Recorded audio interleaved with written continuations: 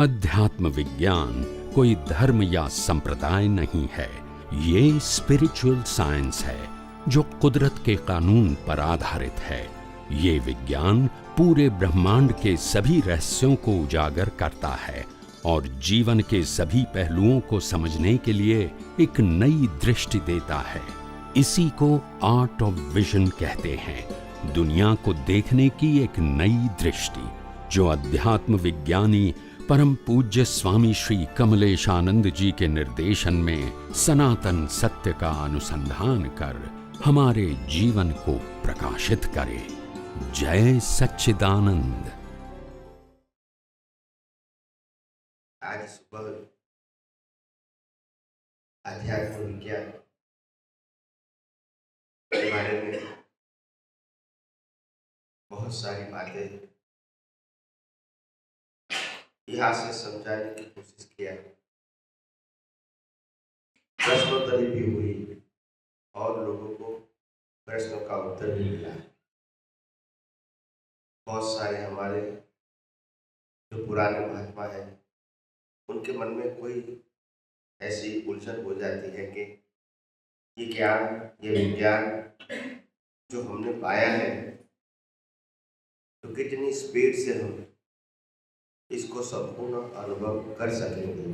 तो मैंने पहले भी सत्संग में बहुत बार कहा है, अध्यात्म मुक्ति का मार्ग जो ज्ञान दर्शन के उपयोग का मार्ग है, ये कोई स्पीड का मार्ग नहीं है और न ही बाहर दिखने वाला मार्ग है।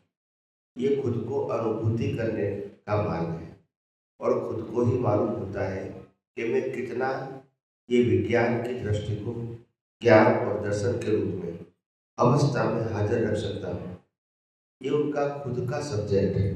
हाँ, हमने ये कहा है कि जागृति के लिए इंटरेस्ट होना चाहिए, वैल्यू होना चाहिए, तभी आप उपयोग और अनुभव के मार्ग में आगे बढ़ सकते हैं। तो इसीलिए सिर्फ नॉलेज काफी नहीं है, मगर नॉलेज के विषय उनका वैल्यू होना चाहिए कि मैं आत्मा में रहूं तो क्या और मैं आत्मा में ना रहूं तो क्या, मैं कुदरती रचना देखूं तो क्या और कुदरती रचना न देखूं तो क्या होगा। ये जब आप समझ पाओगे तो समझ में आएगा कि हमको शुद्धात्मा में रहने का मतलब क्या है, पूरे संसार से मुक्त रहना है। कुदरती रचना देखने का मतलब क्या है, कोई बोझ ही नहीं है हमारे। शरीर भी कुदरत का, संजोग भी कुदरत के, सत्ता संपत्ति सबल साधन भी कुदरत के। अगर ये देखेंगे तो हमारा कोई टेंशन नहीं होगा, कोई भूत भविष्य की चिंता नहीं होगी, कल क्या होगा वो सोचने की जरूरत नहीं है, आज क्या होगा वो भी सोचने की जरूरत नहीं है। अगर ये दोनों नहीं देखा तो क्या हो सकता है, तो कर्म बनेंगे, जन्म मरण होगा। तो ये गंभीरता खुद को समझनी है, तभी तो जागृति रहेगी। ये कोई सिंपल शब्द ज्ञान नहीं है। मैंने कहा आध्यात्म विज्ञान जो शब्दों के माध्यम से समझाया गया है, क्योंकि समझाने का माध्यम तो सिर्फ शब्द ही है, मगर ये शब्द तक सीमित नहीं है। आपको खुद को आपकी दृष्टि में इसको डाइजेस्ट करके सेट करना पड़ेगा, क्योंकि वही दृष्टि से आपको उपयोग करना है। तो इम्पोर्टेंट बात, सब लोग अपनी दृष्टि में विज्ञान सेट करें। और विज्ञान में इंपॉर्टेंट बात क्या है, शब्द नहीं है, सिद्धांत है। सिद्धांत बदलना नहीं चाहिए और बाद में मालूम होना चाहिए गंभीरता कि अगर मैं प्रकृति को देखता हूं तो क्या है, तो राग द्वेष तो होगा ही, क्योंकि प्रकृति की विविधता है। और अगर प्रकृति में परमात्मा देखता हूं तो समानता है, तो राग द्वेष नहीं होता है। अगर मैं किसी भी प्रकृति को कुदरती रचना देखता हूं तो कोई तनाव नहीं होगा, चिंता नहीं होगी, कल क्या होगा सोचने की जरूरत नहीं है, और नहीं देखूंगा तो राग द्वेष तो होगा ही। तो ये समझना है, ऐसा नहीं कि मैंने बोल दिया कि शुद्धात्मा में रहो और कुदरत में देखो, ये मैंने अपनी भाषा में कहा है, मगर आपको गंभीरता से उसका उपयोग करना है। ये दृष्टि का ज्ञान, सम्यक ज्ञान, सम्यक दर्शन का प्रैक्टिकल लाइफ में उपयोग करना है। और कई सारे महात्मा ऐसे भी होते हैं, वो कहते हैं कि स्वामी जी बड़े बड़े प्रसंग में तो हमको मालूम होता है कि व्यवस्थित है या कुदरती रचना है, छोटे छोटे प्रसंग में हम भूल जाते हैं। तो मैंने कहा देखो, प्रसंग छोटा बड़ा इंपॉर्टेंट नहीं है विज्ञान में। विज्ञान में इंपॉर्टेंट यह है कि पानी पीता है वो भी पीने वाला कुदरती रचना है। विचार आते हैं, मालूम होना चाहिए, इस शरीर को विचार आते हैं, मन को विचार आते हैं, और ये कुदरती रचना है। तो छोटा बड़ा इंपॉर्टेंट नहीं है, आपका विजन में साइंटिफिक विजन होना वो इंपॉर्टेंट है। प्रसंग छोटा बड़ा कोई इंपॉर्टेंट नहीं है। विज्ञान प्राप्त करने के बाद, आध्यात्म विज्ञान प्राप्त करने के बाद वैल्यू दृष्टि की है, अवस्था की नहीं। रात को सोने के लिए जाते हैं, आपको मालूम है कि शरीर सोने के लिए जा रहा है और वो कुदरती रचना है, वो सोएगा नहीं सोएगा, जागेगा। तो मेरे को नींद आएगी कि नहीं, नींद आ गई, नींद नहीं आई, तो शब्द से जो हम जुड़ जाते हैं बिलीफ के साथ, वो जोखिम हो जाता है, फिर विज्ञान रहता है। तो शरीर की अवस्था तो होती रहेगी, सबकी होती रहेगी कर्म के फलस्वरूप, मगर वो अवस्था से ही तो हमको मुक्त रहना है, यही तो विज्ञान है। अगर शरीर की अवस्था को हमने कैसे भी एंगल से मेरी मान लिया तो विज्ञान खत्म हो गया। यही जागृति रखनी है। तो इंपॉर्टेंट बात यह है।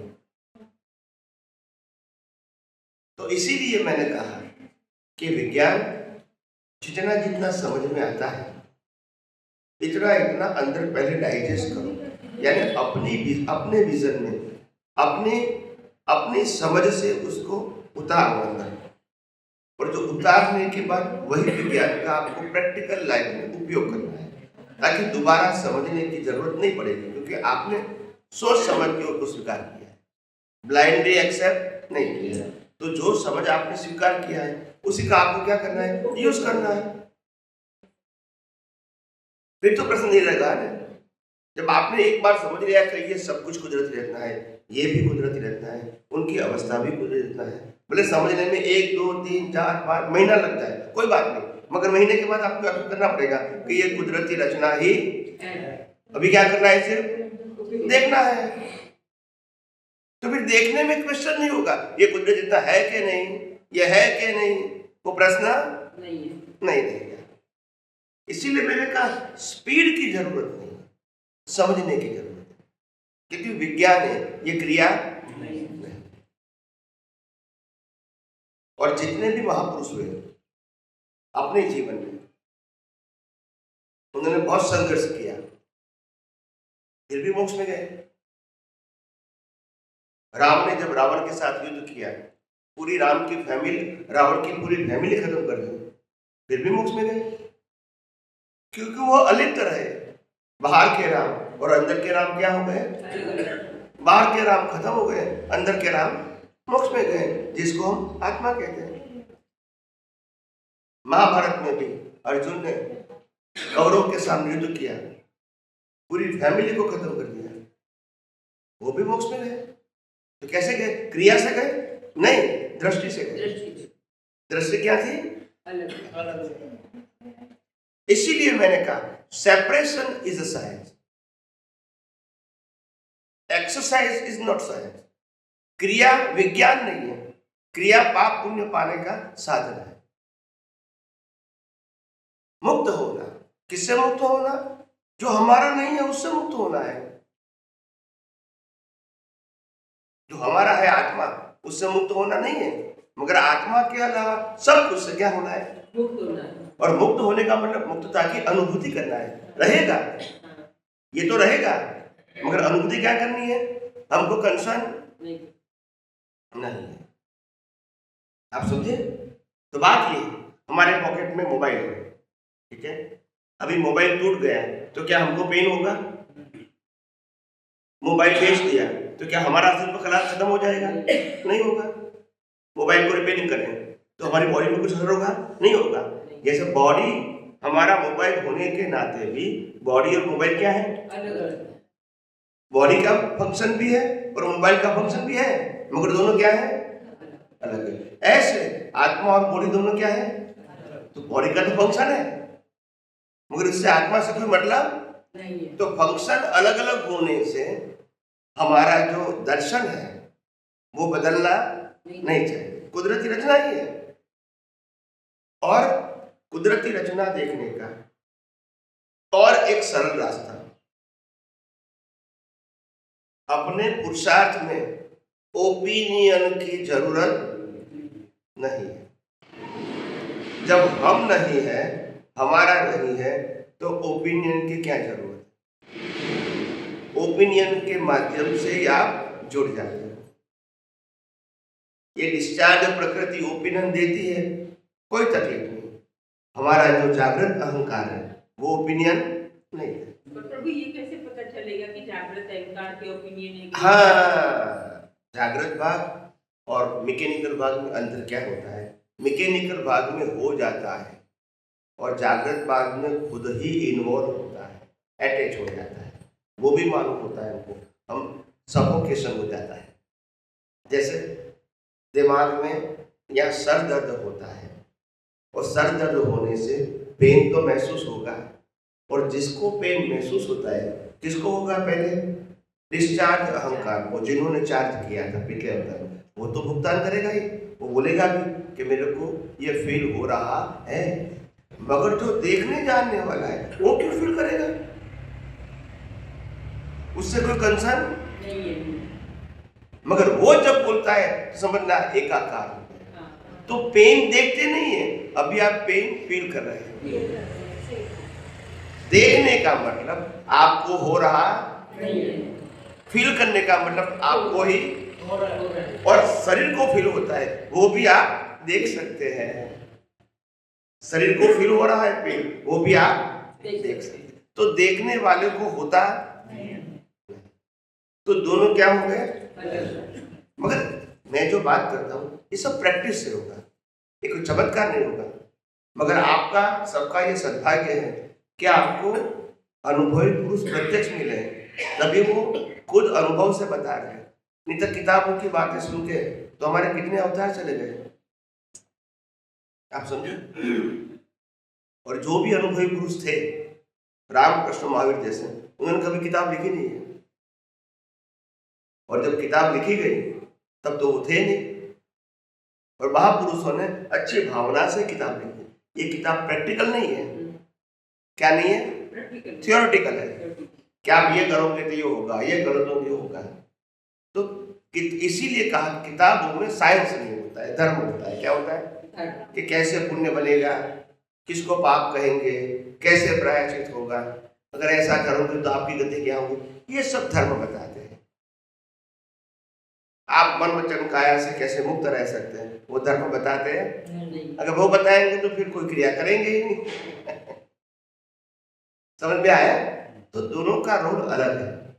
धर्म का रोल है लोगों को पाप पुण्य और प्रायश्चित की बात करें, लोगों को गुरु भगवान मंदिर मंत्र संस्था शिष्य रिचुअल्स किताबों की बात करते रहे और लोगों को उनके साथ जोड़े। ये धर्मगुरु का काम है। और मुक्त पुरुष का काम है मन वचन काया उनकी अवस्था से मुक्त रहे, क्योंकि तुम शुद्ध आत्मा। अनुभव क्या करना है? शुद्ध आत्मा, शरीर का नहीं। और शरीर तो विनाशी है, तो शरीर के साथ सत्ता संपत्ति सबन साधन भी चला जाएगा। तो उसमें डीप में जाने से भी कोई फायदा नहीं। ये 30 25 30 40 50 साल का प्रश्न है, बाद में है या नहीं है। तो बात ये है। तो इसीलिए जो अनुभवी पुरुष की दृष्टि बहुत विशाल होती है, ब्रॉड होती है, शॉर्ट नहीं होती है। कई लोग कहते हैं कि क्या फायदा हुआ। कई लोग हमारे आध्यात्म विज्ञान में अभी तो नहीं पूछते थे, पहले पूछते थे कि स्वामी ये करने से क्या फायदा होगा। तो मैं उस समय कहता था अगर फायदा और नुकसान खोजना है तो संसार है, यहाँ तो जीरो होना है, प्रॉफिट भी नहीं और यही तो मुक्ति का मार्ग है। पुण्य है तो भी भटकना है, पाप है तो भी भटकना है। तो क्योंकि लोगों को सोच नहीं है ना, क्योंकि उनकी दृष्टि क्या है, कुछ पाना है। क्या है? मैंने आज से कम 2015 यानी 10-12 साल पहले केलनपुर में सत्संग था, हिंदी भाषी था, और तब मैंने लोगों के सामने कहा था, बड़ौदा में शिविर का पहला दिन था और सभी लोग एक क्लास में ही थे, हॉल में। तो उस समय सभी आपके पुत्र 15-15 मिनट बोलने का था स्टेज पर, क्योंकि कॉमन क्लास था, बाद में इंडिविजुअल होता है। तो मैंने उस दिन कहा था शुरुआत में ही कि हम यहाँ शिविर में कुछ पाने के लिए नहीं आए हैं और कुछ खोने के लिए नहीं आए। क्या बताया? कुछ पाने नहीं आए, कुछ खोने नहीं आए। हम इस शिविर में चाहे ऊपर है, ऊपर वाले हैं, चाहे नीचे वाले हैं, चाहे वक्ता है, चाहे श्रोता है, हम सब यहाँ कुछ पाने के लिए नहीं आए, यहाँ कुछ खोने के लिए नहीं आए। तो लोगों को लगा तो फिर आए क्यों यहाँ? लगता है ना ऐसा? तो मैंने कहा हम अपनी अज्ञानता को मिटाने के लिए आए। किसके लिए आए? जिससे पाप और पुण्य बनते हैं, जिससे पाप पुण्य बनते, वो अज्ञानता को मिटाने के लिए आए। इसीलिए पाना खोना वो तो धर्म में होता है या तो सोशल लाइफ में होता है। आध्यात्म में पाना खोना नहीं है, जो है इसका अनुभव करना है, वो पाने खोने की बात नहीं है। आत्मा हो इसका अनुभव करना है, बाहर से कुछ पाना नहीं है और मेरे पास से कुछ कम होने वाला भी नहीं। तो ये बात होती है। इसीलिए मैंने कहा समझने में देर लगेगी, ऐसा नहीं कि नहीं लगेगी, धीरे धीरे समझ में आएगा। और ज्ञानी भगवत भी यही कहते हैं कि विज्ञान समझने में टाइम लगेगा, इसीलिए कहते हैं हो सके इतना अनुभवी ज्ञानी पुरुष के परिचय में रहो, जितना हो सके। ऐसा नहीं कि आप काम काज छोड़ के आए, ताकि कम से कम ये अवतार में हम पूरा विज्ञान समझ जाते हैं तो भी बहुत है। क्योंकि कई अवतारों से हमको समर्थ पुरुष तो पहले मिले थे, ऐसा नहीं कि नहीं मिले थे, समझाने वाले भी मिले थे, मगर उस समय हमको इंटरेस्ट नहीं।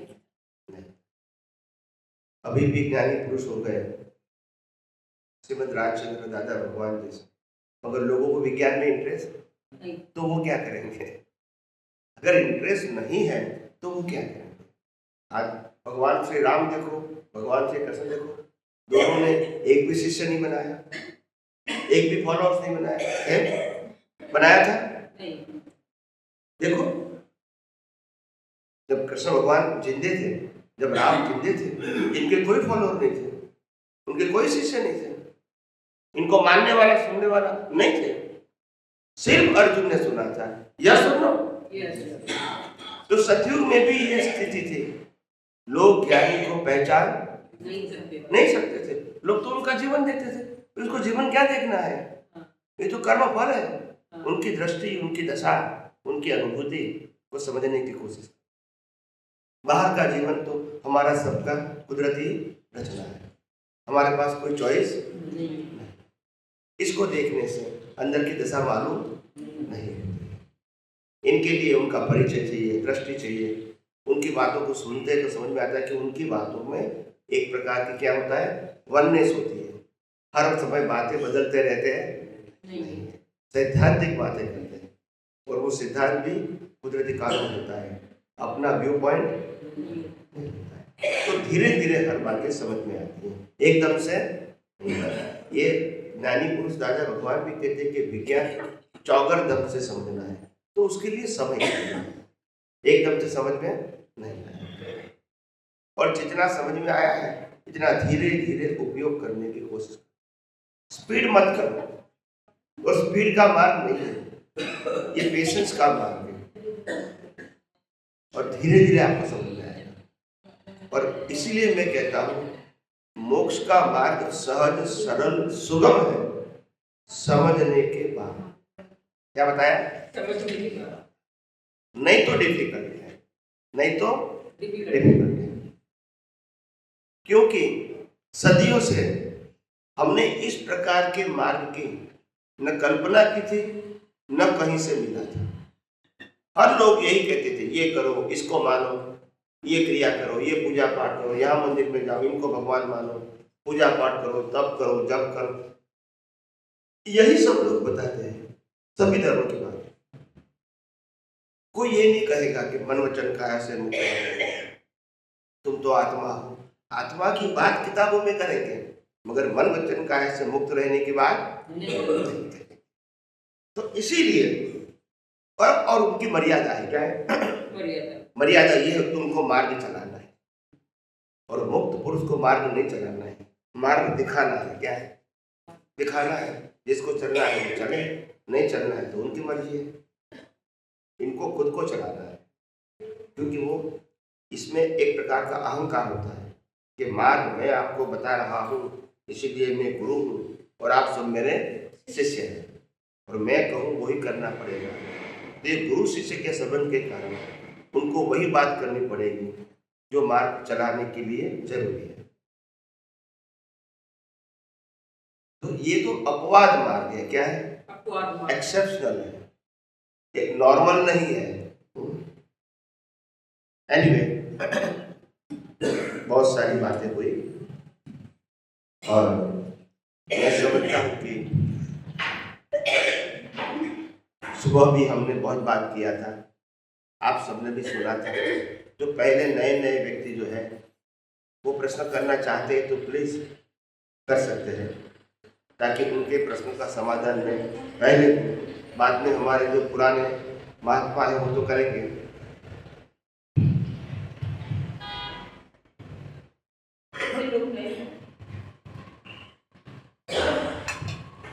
हाँ, जय श्री कृष्ण। मुझे ना समापन के बारे में जानना है। समापन क्या है? सनातन का मतलब होता है शाश्वत। शाश्वत का मीनिंग जानते हो? शाश्वत का मतलब होता है परमानेंट। परमानेंट समझते हैं? जिसका कभी बिगिनिंग एंड या जन्म मृत्यु होता वो परमानेंट होता है, इसको सनातन। सनातन धर्म यही है। हाँ, और सनातन धर्म कुदरत के कानून के ऊपर आधारित है, क्योंकि कुदरत का कानून सभी को लागू होता है और कभी परिवर्तित नहीं होता। कोई माने या न माने तो भी लागू, क्योंकि ये कुदरत का कानून क्यों लागू होगा? क्योंकि ये ब्रह्मांड किसका है? तो कानून भी किसका रहेगा? ये शरीर भी किसका है? ये सत्ता संपत्ति सबन साधन किसका है? तो कानून किसका लागू होगा? समझ में आ गया?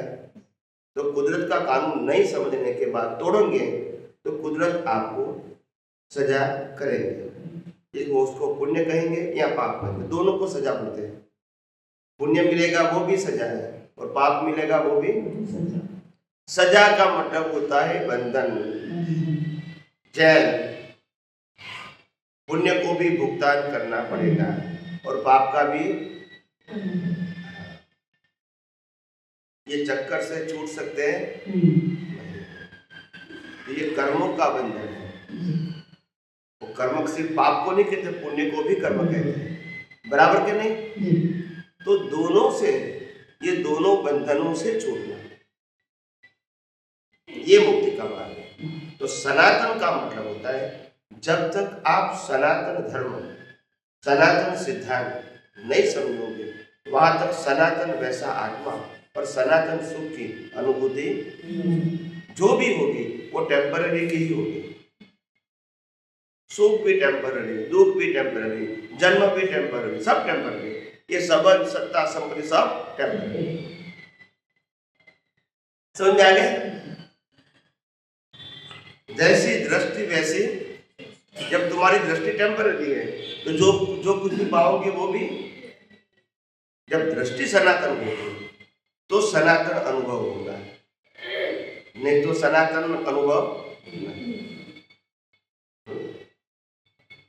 ये प्रज्ञा शक्ति का रोल क्या है और कैसे आगे बढ़ने में जागृति को प्रज्ञा क्या हो? प्रज्ञा जो बताया गया है और आम लोग जो समझते हैं, प्रज्ञा वो जागृति का दूसरा नाम है। जागृति कौन है? वो जागृति आपके ज्ञान दर्शन के ऊपर आधारित है। अगर आपका ज्ञान दर्शन मिथ्या है, अज्ञान है, तो अज्ञान रहेगी, और आपका ज्ञान दर्शन सम्यक है तो प्रज्ञा रहेगी। समझ में आया? तो अज्ञा और प्रज्ञा वो ज्ञान दर्शन का उपयोग के ऊपर आधारित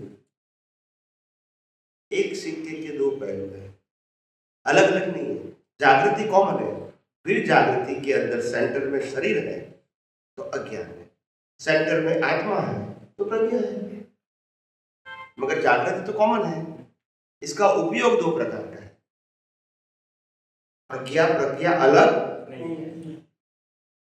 पहले आपके पास जब विज्ञान नहीं था तो सिर्फ अज्ञा थी, और इसका आप उपयोग करके पाप पुण्य के नए कर्म बांधते थे। अभी आपको मालूम हुआ कि मैं शरीर नहीं, मैं शुद्ध आत्मा। पहला ये ज्ञान मिला, और दूसरा ये मिला कि मन वचन काया मैं नहीं हूँ, चलाने वाला मैं नहीं हूँ, और सत्ता संपत्ति संबंध साधन भी मेरा, ये सब कुदरत इतना है। तो ये दर्शन हो गया।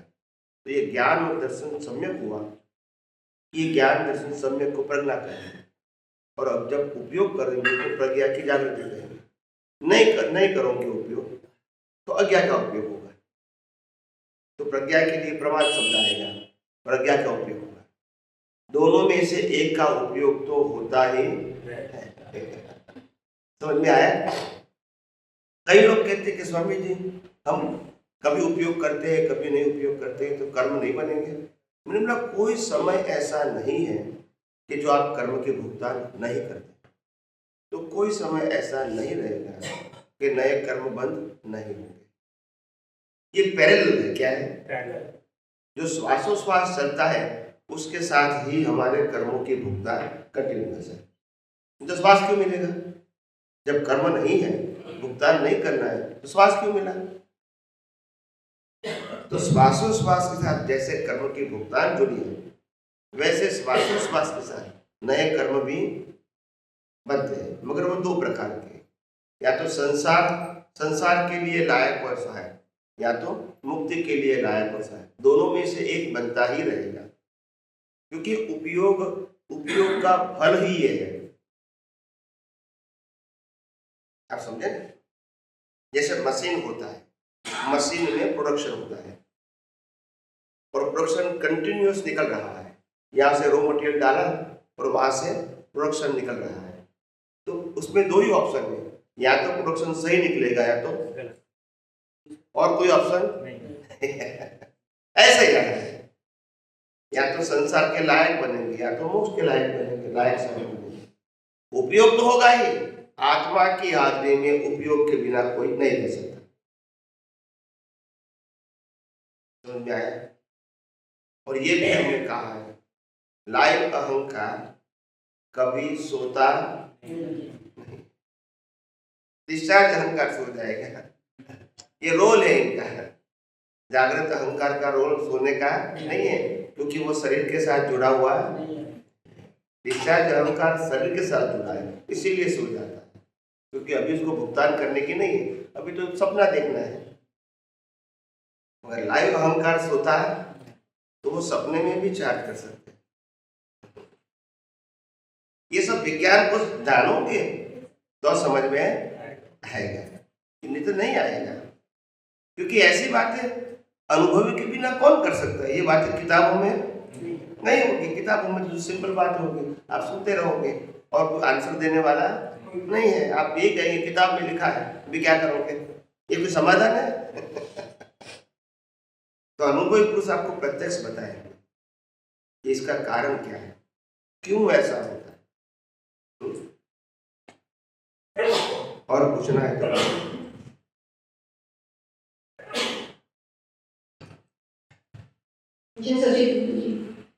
हमारे जीवन का उद्देश्य क्या है? हमारा जीवन का उद्देश्य ये होना चाहिए कि मैं कौन हूँ वो जाने। तो ये कैसे पता चलेगा? वो अनुभवी ज्ञानी पुरुष के मार्गदर्शन से पता चले कि मैं कौन हूँ। दुनिया के लोग तो ये कहेंगे तुम शरीर हो, मगर हम शरीर नहीं है। लेकिन अब जब शरीर मिला है, उसके साथ जो मिला है वो करना पड़े या ना करना पड़े, या मुक्ति के पास जाए, मुक्ति के लिए आगे जाना पड़े, किस चीज के लिए क्या करे क्या नहीं करे? देखो, कार खुद चलाना और कार में बैठना कितना डिफरेंस है? ट्रेन खुद चलाना और ट्रेन में बैठना कितना डिफरेंस है? दो बात कही, ट्रेन में बैठना और दूसरा व्यक्ति को बताया ट्रेन चलाना, ये दोनों में कितना डिफरेंस है? कितना? तो भी ऐसे इस शरीर रूपी कार चलती है, हम तो देखने जाने वाले हैं, तो क्या दिक्कत है? हम चलाने वाले हैं नहीं, मगर अज्ञान में हम चलाने वाले हैं, तो फिर टेंशन है। आप समझे? चला सकते नहीं है, चलाने वाले हैं ऐसे मानते हैं, खाली बस ऐसा मानते हैं। शरीर को बनाया भी कुदरत ने, चलाएगा भी कुदरत, अंत भी कुदरत लाएगा और रहेगा भी कुदरत के पास। बराबर क्या नहीं? हम चलाते ही नहीं है, चलाते यही तो भ्रांति है, यही तो कर्म क्या है? कर्म और कर्म फल हम समझे नहीं है। अभी तक हमने क्या समझा कि कर्म क्रिया से होता है, ऐसा ही समझा है। शुभ या अशुभ क्रिया से कर्म होता है, यही समझा है। वास्तव में क्रिया से कर्म नहीं होता है, कर्म भाव से होता है। किससे होता है? और भाव कभी दिखता नहीं, और क्रिया, तो जो क्रिया है वो कर्म फल है। क्या है? और फल के अंदर मेहनत। समझ में आया? तो कर्म के अंदर मेहनत होती है भाव करने की, फल के अंदर नहीं। फल तो कुदरत देंगे, हम बीज बोएंगे, फल कौन बनाएगा? हम जमीन में बीज बोएंगे, फल कौन बनाएगा? हम बनाएंगे। बोलो, समझ में आया? तो बीज में से फल बनाने की मेहनत कौन करेगा? समझ में आया? तो कर्म हमने किए, अभी यह जीवन है हमारा, वो कर्म फल है, और फल देने की सत्ता किसके पास है? कुदरत के पास है। तो कल क्या होगा? हमारे सोचने से भी कोई फर्क, जैसा कर्म किया है वैसा फल देगा। आप समझे? ये है गीता का ज्ञान। समझ में आया? इसी कर्म को करने में बहुत बाधाएं आती हैं। इसी कर्म को करने में बहुत बाधाएं आती हैं। सबसे बड़ा बाधा तो क्रोध है, तो वो कैसे दूर हो? ये नहीं, मैंने क्रिया को कर्म कहा ही नहीं, मैंने भाव को कर्म कहा। भाव में सर, भाव तो कभी भी कर सकते, कहीं भी कर सकते, नहीं कर सकते? इसमें समय की जरूरत कहाँ है? कोई भी क्रिया के साथ भाव तो कर सकते हैं, अच्छे बुरे नहीं कर सकते। इसमें कोई मेहनत की जरूरत है, स्पेशल टाइम की जरूरत है? नहीं। सोते सोते भी भाव कर सकते हैं, बैठे बैठे भी कर सकते हैं, आंखें बंद करके भी कर सकते हैं, खुली आंख भी कर सकते हैं। भाव करने में क्या तकलीफ है? शरीर क्रिया करता है, क्रिया करने वाला भाव नहीं करता, और भाव करने वाला क्रिया नहीं करता है। दोनों क्या है?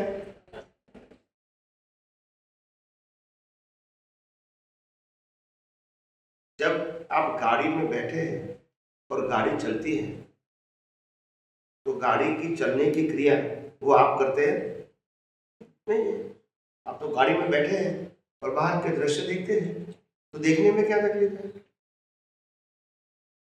आपको खुद तो चलाना नहीं है, आप खुद को चलना भी नहीं है, सिर्फ देखना है। तो ये भाव जो होता है, वो भाव करने वाला व्यक्ति, भाव करने वाला अहंकार, वो देखता जाता है और भाव करता है, और क्रिया करने वाला तो क्रिया ही करता रहता है। उनके पास ज्ञान नहीं है। समझ में आया? मगर ये बातें बताएगा कौन? क्रिया में ज्ञान ही नहीं है। समझ में आया? क्रिया कर्ता भाव से करोगे, मैंने किया तो कर्म बनेगा, क्रिया से कर्म नहीं बनेगा। मगर क्रिया के पीछे अज्ञान जुड़ेगा, मैंने किया तो फिर कर्म बनेगा, क्योंकि आप खुद रिस्पॉन्सिबिलिटी ले रहे हैं, फिर कुदरत उनका फल देंगे। हालांकि क्रिया तो कुदरत ही करवा रही है। उनको चेयर चाहिए, माता जी आपको चेयर पे बैठना, ये स्टूल ले लो, स्टूल दे दो उनको। आप इसके ऊपर बैठ सकते हैं।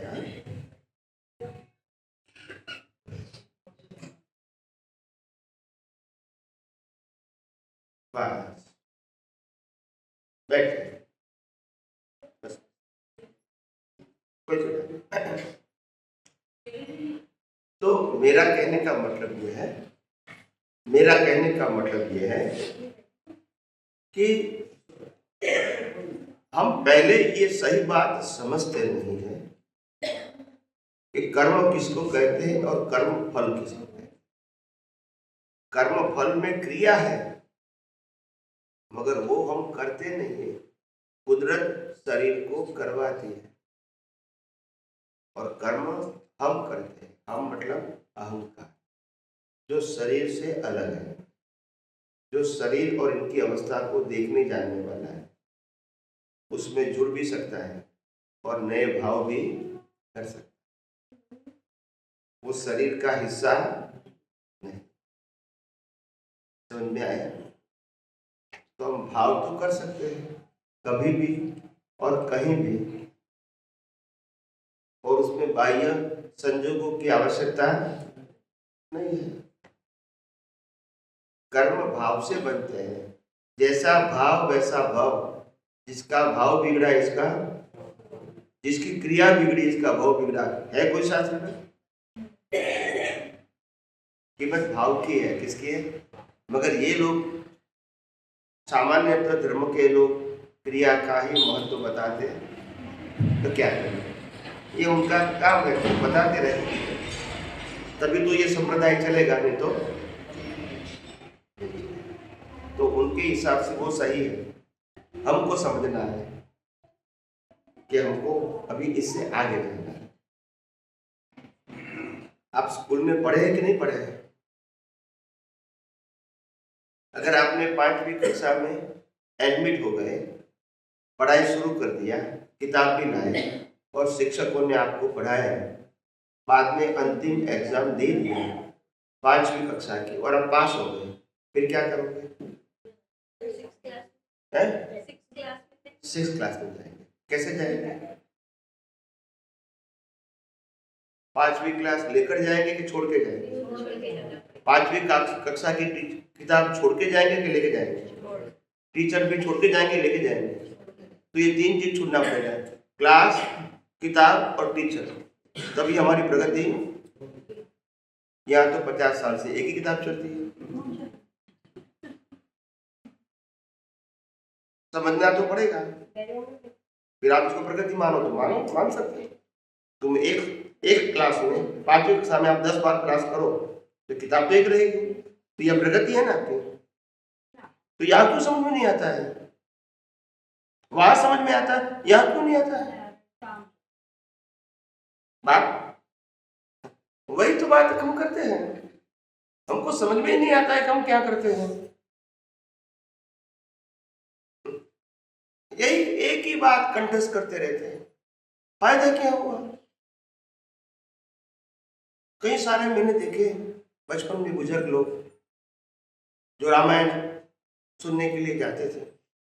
मैं अहमदाबाद से आया हूँ, गुजरात अहमदाबाद से, और जब मैं छोटा था 8-10 साल का, तो हमारे शहर में ओल्ड एज के माजी रहते थे, तो हर जगह जाएगा तो रामायण की कथा सुनने के लिए जाते हैं, और कोई जगह नहीं जाते। और 5-10 साल की उम्र से वो कथा सुनते थे। अभी जो उनकी इस समय उनकी उम्र हो गई थी 80 साल, तो वो रामायण की कथा ही सुनते थे। कहीं भी जाए एक कथा सुनेगा, महाभारत नहीं सुननी है बस, और किसी का नहीं सुननी, एक ही कथा। कहीं भी जाएंगे कथा सुन के वापस आएंगे। तो मैंने एक बार पूछा, आप कथा सुनने के लिए जाते हैं, अच्छी बात है, मगर एक ही कथा क्यों सुनते हो और कोई जगह क्यों नहीं जाते? जाना चाहिए ना ज्ञान के लिए। तो बोला तुमको समझ में नहीं आएगा। मैंने कहा नहीं समझ में आता है, इसीलिए तो पूछता हुआ। तो बोलो देखो बेटा, हम कथा सुनने के लिए जाते हैं और घर पे वापस आते हैं। हम जब कथा सुनने के लिए जाएंगे और वहाँ सो भी जाएंगे तो भी घर पे आके हम कथा बता सकते हैं, क्योंकि हम 50 साल से सुन रहे हैं, बोलते नहीं है। अभी सुनने की जरूरत नहीं, बैठने की जरूरत है, बोलते नहीं है। वहां सो गए फिर बता सकते हैं कथा में क्या क्या आया, आया ना। ऐसे दुनिया चलती है। समझ में आया कि नहीं? तो अभी क्या करेंगे? दुनिया ऐसे ही चलती रहेगी। हमको जागृत होना है, हमको आगे बढ़ना है। औरों को आगे बढ़ना है या नहीं बढ़ना है वो हमारा सब्जेक्ट, हमको बढ़ना है कि नहीं वो तो हमारा सब्जेक्ट। किसी को एक ही क्लास में 5 बार फेल होना है तो हम क्या करेंगे? मगर जिसको आगे बढ़ना है वो तो पास होकर आगे जाएगा कि नहीं? क्लास भी छोड़ देंगे, टीचर भी छोड़ देंगे और किताब भी, तभी आगे जाएगा नहीं। बस जिसको पकड़ के रखना है तो रखे, हम क्या करेंगे? आगे बढ़ना है। हम जब चलते हैं ना, जब एक स्टेप छोड़ेंगे तभी आगे बढ़ेंगे, ये लेके आगे बढ़ेंगे।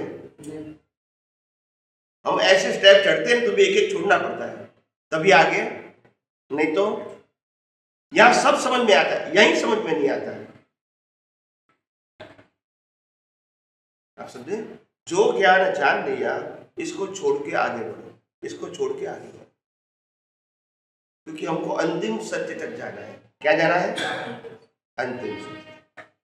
अगर जो अभी पाया उसको पकड़ के रखोगे तो आगे नहीं बढ़ सकते। वो गलत नहीं है मगर वो अंतिम सत्य भी। स्कूल कॉलेज में हर साल हम एक एक स्टैंडर्ड आगे जाते हैं, आगे बढ़ने के लिए ना। तो क्या हमने ये छोड़ दिया, क्या वो गलत था? जो छोड़ा वो गलत था? नहीं था, वो आगे बढ़ने का एक स्टेप था। वहां से फिर आगे बढ़ो, फिर आगे बढ़ो, यही रास्ता है ना। Step by step, step by step. यहाँ धर्म में समझ में नहीं आता है। एक ही प्रकार की क्रिया, एक ही प्रकार की किताब, एक ही प्रकार की व्यक्ति, फिर क्या होगा? सब कंठस्थ हो जाएगा। फिर मैकेनिकल कैसेट की तरह चलता रहेगा। कैसेट होती है ना, हर रोज बजती है ना, इनको मेहनत पड़ती है, ऐसे उनको भी नहीं पड़ती है। 50 साल से व्यू कर रहे हैं तो मेहनत कहाँ होती है, ऐसे ही निकलता है। कैसेट जैसा हो गया। क्या हो गया?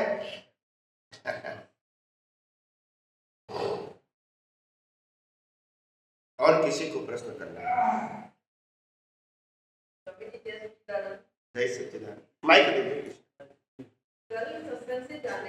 एक मिनट, नीचे से पकड़ना, बिल्कुल नीचे से, ब्लू भाग पकड़ना।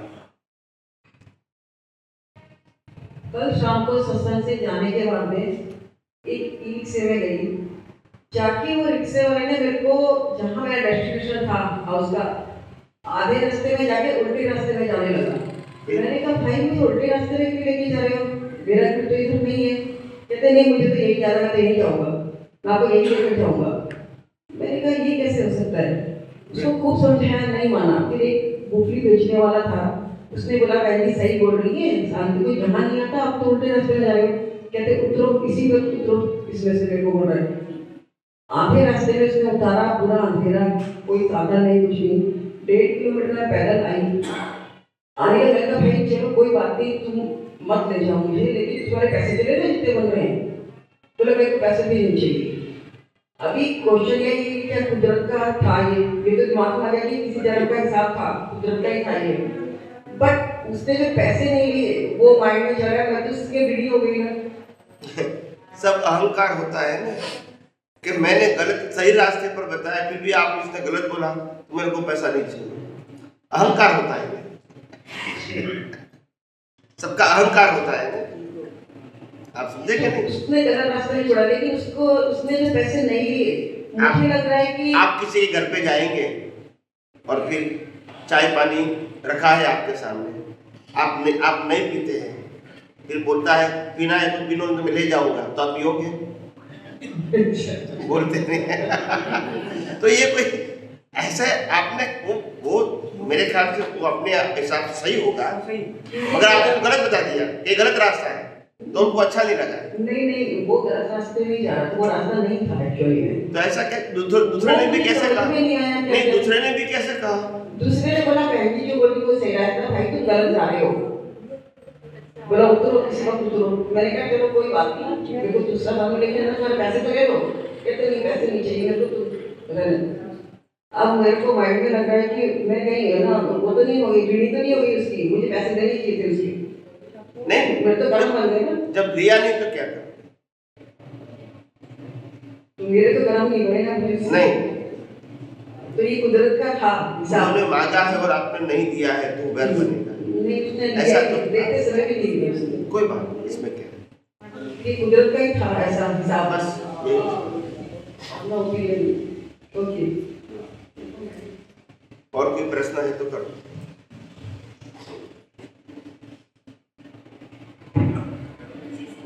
हाँ, दूसरा माइक कहाँ है?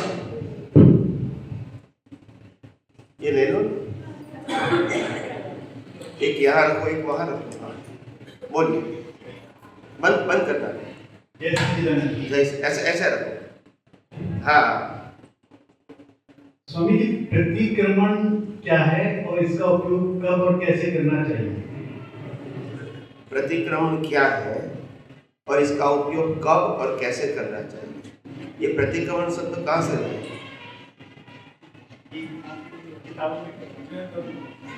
है? प्रतिक्रमण शब्द कहाँ से? जैन हुआ? नहीं, जैन ही नहीं, आपकी किताबों में पढ़ा है, मुझे अच्छी तरह क्लियर नहीं हुआ है। मेरी किताब आपने पढ़ी है? नहीं, जो ये मंदिर की किताबें हैं उनसे। अच्छा, आपकी समझ में क्या आया प्रतिक्रमण यानी? मेरी समझ में तो प्रतिक्रमण का मतलब क्षमा मांगना है। मतलब मैं इसको पूरी तरह क्लियर नहीं हूँ, इसलिए मतलब मेरी समझ में ये है कि प्रतिक्रमण किसी व्यक्ति के प्रति आपका जो व्यवहार हुआ है या पूर्व जन्म में या इस जन्म में या होने वाला है या ऐसा सोचते हैं, तो उसके प्रति आप क्षमा याचना करो, ये प्रतिक्रमण। देखो, प्रतिक्रमण शब्द जो है वो अपनी गलतियों को स्वीकारना, एहसास करना और उसकी माफी मांगना, ये प्रतिक्रमण का अर्थ है। सामने या पीछे से भी एक, और इसीलिए प्रतिक्रमण का मतलब होता है हमने जो गलती किया है इसका एहसास हुआ तो कर्म जो बना इसकी भुगतान न आए, इसीलिए हम प्रतिक्रमण करते हैं, क्षमा याचना करते हैं। हाँ, प्रतिक्रमण वही क्षमा याचना शब्द अलग है। प्रतिक्रमण शब्द जैनों का है, बाकी में क्षमा बोलते हैं। दोनों का मीनिंग एक ही। और ये प्रतिक्रमण धार्मिक शब्द है। क्या है? आध्यात्मिक शब्द गुजराती भी है ना, गुजराती में क्षमा को प्रतिक्रमण कहते हैं। गुजराती नहीं, भाषा की बात नहीं कहता हूँ, हिंदी शब्द की प्रतिक्रमण वो धार्मिक शब्द है, आध्यात्मिक शब्द नहीं। ये में लैंग्वेज की बात नहीं है। धर्म में क्षमा मांगना होता है, आध्यात्म में मन वचन काया से मुक्त रहना है। क्या है? मन वचन काया से मुक्त, बस। और जुड़ गए तो क्षमा मांगो। समझ में आया? और धर्म में मन वचन काया से गलती हो गई तो क्षमा मांगो। ये दोनों अलग हो गए। नहीं समझ में आया? पूरा क्लियर नहीं हुआ जी। ऐसा है धर्म में मन वचन काया से, हमारे मन वचन काया से किसी को दुख हो गया है तो उनकी माफी मांगो, ये धर्म में बताते हैं। आध्यात्म में मैं मन वचन काया उनकी अवस्था नहीं हूँ, ऐसा ज्ञान होने के बावजूद मैं मन वचन काया की अवस्था में जुड़ गया, ये मेरी गलती है। मन वचन काया ने क्या किया वो मेरी गलती नहीं है। समझ में आया दोनों में अंतर? तो आध्यात्म में अलग रहना वो पुरुषार्थ है, धर्म में पाप हुआ तो माफी मांगना ये पुरुषार्थ है। दोनों सब्जेक्ट क्या हो गए? अलग हो गए। समझ में आया? मैं ये इसके बाद ये जानना चाह रहा हूँ स्वामी जी कि क्या जैसे प्रतिक्रमण क्रिया को हम पीछे से भी कर सकते हैं एकांत में, जैसे जिसके प्रति मान लो कभी भी कर सकते हैं, नहीं उनके सामने जाना के करना ही जरूरी नहीं है ना? कभी भी कर सकते हैं, कहीं भी कर सकते हैं, प्रत्यक्ष परोक्ष जैसे आपकी मर्जी कर सकते हैं। मगर ये धार्मिक सब्जेक्ट है, क्या बताया? आध्यात्मिक नहीं। आध्यात्म में ये सब्जेक्ट आता नहीं, क्योंकि आध्यात्म में तो साफ बता दिया मन वचन काया उनकी अवस्था मात्र कुदरती रचना है। तो फिर तुमने किया न किया वो सब्जेक्ट नहीं, किसी को दुख लगा न लगा वो सब्जेक्ट नहीं, सबकी प्रकृति कुदरती रचना है, तो उसमें वो सब्जेक्ट नहीं आएगा। मैंने कहा ना ग्रेड के ऊपर है, धर्म के ऊपर आध्यात्म है। धर्म में है वहां तक आप ये बात सही है, धर्म से ऊपर गए तो फिर ये जरूरत नहीं। तो इसका उपयोग जैसे कितनी बार करना चाहिए, कब करना चाहिए, कैसे करना चाहिए, वो तो आपके ऊपर आधारित है। आपको जब जब गलती दिखती है तो करना चाहिए। हम तो एकांत में भी उनके प्रति कर सकते हैं ना, जिसके प्रति हमें क्षमा याचना करनी है। मैंने वही तो बताया, कभी भी और कहीं भी कर सकते हैं। फिर इसमें डिटेल में जाने की क्या जरूरत? कितनी भी बार कर सकते हैं। ठीक, वो तो बता दिया मैंने, वो पहले ही बता दिया। मगर आध्यात्म मार्ग अलग है और धर्म का मार्ग। धर्म के अंदर पुण्य करो, पाप नहीं करो, और पाप होता है तो प्रायश्चित करो, ये धर्म का मार्ग है। समझ में आया? मगर पुण्य करो, पुण्य का बैलेंस बनाओ। आध्यात्म में जिससे पाप पुण्य बनते हैं वो अज्ञान को मिटाओ, ये आध्यात्म का मार्ग है। इसमें पाप पुण्य दोनों नहीं करना है। अभी समझ में आया? जैसे उनके पीछे से भी करते हैं हम एकांत में तो उसका फल तो मिलेगा सर। जैसे प्रतिक्रमण करते हैं हम किसी के प्रति जो हमसे रूठा हुआ है या वो समझ रहा है कि ये गलत है, तो हाँ भाई मैं गलत हूँ, मैं गलत हूँ, मैं आपके प्रति प्रतिक्रमण करता हूँ, मैं माफी मांगता हूँ, क्षमा मांगता हूँ, तो उससे कम होगा हमारा मतलब जो भाव है उनके प्रति। बराबर जी बराबर। इसीलिए तो मैंने कहा कि पाप पुण्य दोनों को बंधन तो बताते हैं। क्या बताया? पाप और पुण्य दोनों को बंधन बताते हैं। सुना है कि नहीं सुना है? मगर वो कहेंगे पुण्य का बंधन करो, पाप का नहीं करो, और पाप हो जाए तो मगर पुण्य का प्रायश्चित, बस। तो ये आधे रास्ते पर ले जाते हैं। और विज्ञान पाप पुण्य दोनों नहीं होना वो रास्ता बताता है। इसीलिए जन्म मरण से मुक्त हो जाते हैं। यहाँ जन्म मरण से मुक्त होना संभव, यहाँ हर अवतार में जन्म मरण मिलते रहेंगे क्योंकि पुण्य है ना। समझ में आया कि नहीं? तो पुण्य का मार्ग अलग है, मुक्ति का मार्ग अलग है।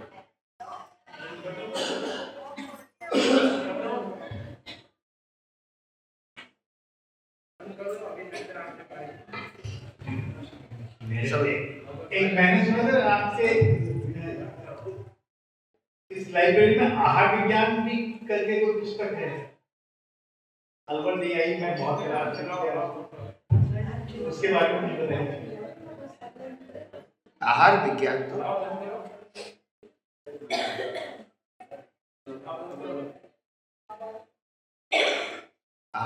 विज्ञान का मतलब होता है जो खाना खाते हैं इनकी क्या असर होती है जी वो बताना, वो आहार विज्ञान है। और इसीलिए हम जब भोजन लेते हैं तो हर व्यक्ति भोजन तो लेता है, मगर भोजन जब प्रार्थना करके लेते हैं तो प्रसाद हो जाता है। जब भोजन भगवान को धरा के ले जाते हैं तो प्रसाद बन जाता है। और बिना प्रार्थना करते हैं भोजन तो वो भोजन है। समझ में आया? जी। दूसरी बात, भोजन में ऐसी चीज होनी चाहिए ताकि जीवों की हिंसा कम हो। क्या बताया? बैक्टीरिया नहीं हो, अभी आपसे नहीं, कम हो। आपका खाना में हिंसा तो है ही, मगर ऐसा खाओ जिसमें हिंसा कम से कम। ये उसका विज्ञान है। मगर ये शरीर के लिए, किसके लिए? शरीर के लिए। और कम खाना चाहिए, कितना खाना चाहिए, कैसे खाना चाहिए, किस मात्रा में खाना चाहिए, ये भी होगा। कम खाना चाहिए, जरूरत से ज्यादा नहीं खाना चाहिए। हमारे गुजरात में कहावत है, कम खाना। क्या बताया? कम खाना, गम खाना। गम खाना समझते हैं? जी जी। और नम जाना। और नम जाना, झुकना। कम खाना, गम खाना और नम जाना, झुक जाना, झुक जाना। बराबर है? बराबर। पूछो और किसी को पूछो। आप पहली बार आए? नहीं, काफी समय बाद आए। हमारे सामने आए हैं। आपके सामने कल आए था, कल मास्टर पहले नहीं आए। दो बार ही, दो तीन बार। ओके, बोलिए। सर, आध्यात्म और धर्म में फर्क बताइए प्लीज। बोलिए। आध्यात्म और धर्म में क्या फर्क है? हाँ, आध्यात्म और धर्म में क्या फर्क है? धर्म में करना है, आध्यात्म में मुक्त रहना है। जो क्रिया करता है ना, इससे क्या रहना है? मुक्त रहना है। ये पॉसिबल है? क्योंकि मुक्त है मगर मुक्तता की दृष्टि नहीं है। आप सबको मालूम है कि मरने के बाद आत्मा निकल जाता है, मतलब शरीर आत्मा अलग है, वो तो मालूम ही है। यहाँ तो मालूम है, इसका अनुभव करना है। दोनों जुड़ते तो है ही नहीं। कर्म बंधन तो है ना, कर्म तो करेगा ना, कर्म कंटिन्यू होता है। कर्म तो आपने कर्म और कर्म फल की परिभाषा नहीं है। आप एक एक वाक्य में बताइए, आपकी भाषा में। कर्म किसको कहते हैं, कर्म फल किसको कहते हैं, आपकी भाषा में एक वाक्य में। दोनों की परिभाषा। Okay okay. हाँ। कर्म जो कंटिन्यू शरीर से हो रहा है, दिमाग से हो रहा है, मनन चिंतन, और जो कर्म अपन कर रहे हैं वो एक कर्म है, और उसमें अपन बंध देते हैं, कर्म बंधन में बंध देते हैं। फिर तो ये नहीं, फल क्या है? फल तो इसका मिलेगा, जब मिलना है तब मिलेगा, लेकिन जो कर्म कर रहे हैं उससे बंध रहे हैं। लेकिन आध्यात्म में आप कह रहे हैं कि इससे परे हो जाना है। मेरे को समझ नहीं आ रहा है कि कर्म से कैसे परे हो सकते हैं। हाँ, आपने जो बताया कर्म और कर्म फल की परिभाषा, पहले उसको क्लियर कर दो। कर्म फल का मतलब जन्म से मौत तक मन वचन काया से जो कुछ भी होता है, ये कर्म फल है, कर्म नहीं है। कर्म फल है। दोबारा बोलता हूं, जन्म से मौत तक मन वचन काया से जो कुछ भी होता है, ये कर्म फल है, कर्म नहीं है। और कर्म भाव से होते हैं, जो दिखते हैं। भाव से भाव बनता है, क्रिया से भाव नहीं बनता है। जैसा भाव वैसा भाव, जिसका भाव बिगड़ा इसका भाव बिगड़ा, जिसकी क्रिया बिगड़ी इसका भाव बिगड़ा, कोई शास्त्र में नहीं है। आपकी और मेरी बात हो रही है, ये कर्म नहीं है, ये कर्म फल है। ये कर्म फल है। यस। ऐसा क्या कर्म था जिससे ये फल है?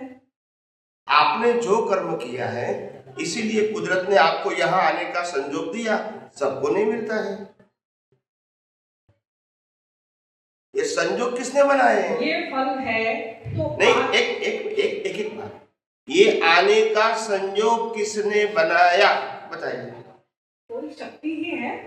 आपके कर्म मतलब आपकी मर्जी नहीं। इसी को कहते हैं कर्म। माँ बाप मिलते हैं, मर्जी से नहीं मिलते हैं। भाई बहन मिलते हैं, मर्जी से नहीं मिलते हैं। कर्म फल है। रहने एक मिनट बता दूं आपको, रहने का घर मिलता है जन्म के साथ, धर्म मिलता है, परिवार मिलता है, प्रांत मिलता है, प्रदेश मिलता है, चाचा चाची मामी मिलता है, वो सब रेडीमेड मिलता है क्योंकि कर्म का फल है। फल में मेहनत नहीं होती है। हाँ या ना?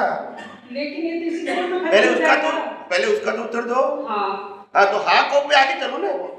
एक बात समझाऊंगा। अगला जन्म कैसे बनेगा फिर? अगला जन्म कैसे बनेगा? अगला जन्म भाव से बनेगा जो दिखता नहीं है।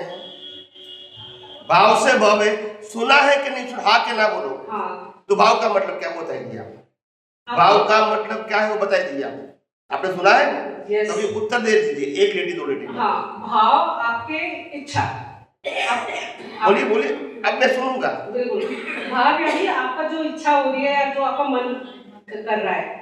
लेकिन मेरा ये कहने का है, आपने कहा है कि ये तो कर्म फल है, अगर वो इसी जन्म में खत्म हो जाएगा तो अगला जन्म कैसे होगा? इसीलिए मैंने कहा कि जो भाव की परिभाषा बताई वो करेक्ट नहीं है। भाव तो यही होता है। नहीं करेक्ट आपने कहा, वो गलत नहीं कहा। वो सिद्धांत से करेक्ट नहीं है। मेरा ये कहने का मतलब है, मतलब मेरा भाव हुआ कि आपसे मिलना है। किसी की इच्छा हो शादी करनी है तो कर्म कहेंगे? नहीं, वो भाव है। वो भाव है। वो भाव है। वो उसके मन की इच्छा है, वो उसका मन है। मेरी बात सुनो। इसीलिए गोल गोल करने की जरूरत नहीं है। मैंने पहले ही सिद्धांत बता दिया।